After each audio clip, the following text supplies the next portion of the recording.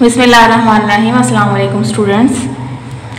आगे हमारी unit 4 complete हो गई थी। नेक्स्ट हम यूनिट 5 स्टार्ट करेंगे। तो यूनिट 5 में हमारी जो है वो पोएम है।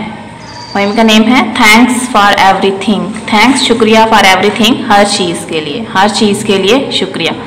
तो हम ये सारी पूरी पोएम ट्रांसलेट करेंगे। हम देखेंगे इस पोएम में क्या है और इसके बाद फिर जो है हम इसकी समरी और ग्लासरी करेंगे। स्टार्ट करते हैं translation.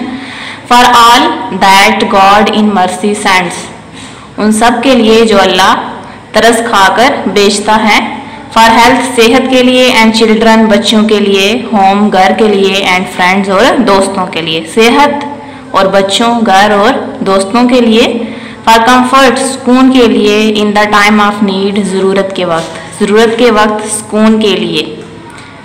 For every kindly word, हर मेहरबान लफ्ज़। एंड डीड, और काम के लिए। फॉर हैप्पी थॉट्स, खुशगवार सोचों। एंड होली टॉक, और मुकद्दस बातों के लिए। फॉर गाइडेंस, रहनुमाई के लिए। इन ओवर डेली वॉक, रोज़ के कामों में, रोज़ के कामों में रहनुमाई के लिए। फॉर एवरीथिंग, हर चीज़ के लिए। गिव थैंक्स, शुक्र अदा करो। तो क्योंकि पोएम का नाम है थैंक्स फॉर एवरीथिंग, हर चीज़ के लिए शुक्रिया, तो इस पोएम में शायर ने वो सारी चीज़ें या छोटी छोटी बातें मेंशन की हैं जिनके लिए हमें अल्लाह ताला का शुक्र अदा करना चाहिए। और वो कहता है कि इन सब चीज़ों के लिए जो है वो अल्लाह ताला का शुक्र अदा करो। नेक्स्ट हमारा सेकंड स्टैंजा शुरू हो रहा है। सेकंड स्टैंजा में क्या कह रहा है, पोएटेस क्या कह रही है शायरा। फॉर ब्यूटी, खूबसूरती के लिए। इन दिस वर्ल्ड, इस दुनिया की। ऑफ ओवर्स, हमारी इस दुनिया की खूबसूरती के लिए। फॉर वर्डेंट ग्रास, सरसब्ज़ घास। एंड लवली फ्लावर्स, और प्यारे फूलों के लिए।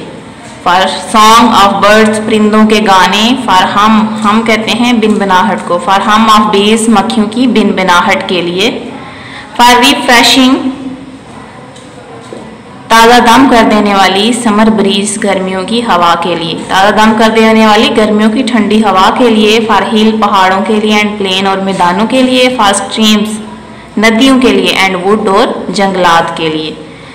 For the great oceans, mighty flood, great oceans, बड़े समंदर के ताकतवर सैलाब के लिए। माइटी का मीन है यहाँ पे ताकतवर। फॉर एवरीथिंग गिव थैंक्स, हर चीज़ के लिए अल्लाह ताला का शुक्र अदा करो।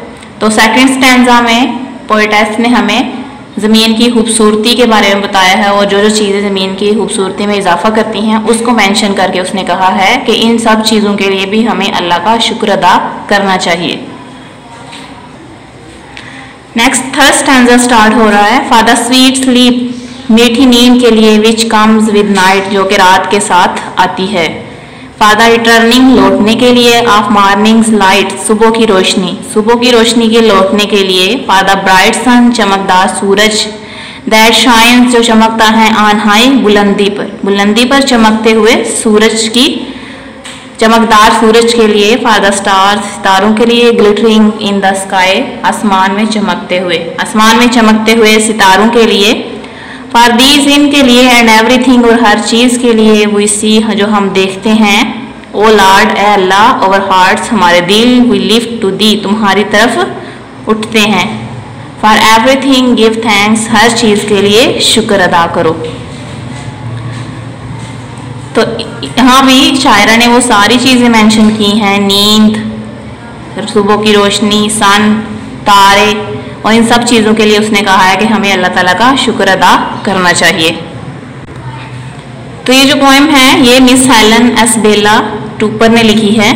मिस हैं चूँकि तो एक शायरा हैं, पोएटेस हैं। पोएम की ट्रांसलेशन हमने कर ली है। इसके बाद हम यूनिट इस पोएम की जो है वो ग्लासरी करेंगे। ग्लासरी में वर्ड्स दिए गए हैं, आगे उनके सिनोनिम्स दिए गए हैं। हमारा फर्स्ट वर्ड है मर्सी। मर्सी का मतलब होता है रहम या तरस। तो इसका सिनोनिम होगा पिटी। पिटी का मतलब भी रहम होता है और ग्रेस का मतलब भी क्या होता है, रहम या तरस। नेक्स्ट वर्ड है कंफर्ट। कंफर्ट का मतलब होता है सुकून। तो इसका सिनोनिम क्या है, फैसिलिटी। तो फैसिलिटी सहूलत। तो सहूलत क्या होती है बेसिकली, इस सुकून के लिए जो चीज़ होती है उसे हम क्या बोलते हैं, ये फैसिलिटी है या हमारे लिए कंफर्ट है। नंबर 3 पे है डीड। डीड काम।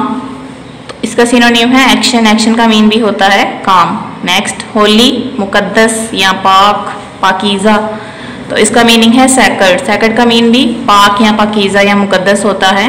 नेक्स्ट वर्डेंट, वर्डेंट का मतलब सरसब्ज, लश ग्रीन भी सरसब्ज या हरा भरा। हम का मतलब बिनबिनाहट, जो मक्खियों की बिनबिनाहट होती है, तो इसका बजिंग, बजिंग का भी होता है, मक्खियों की बिनबिनाहट को बोलते हैं।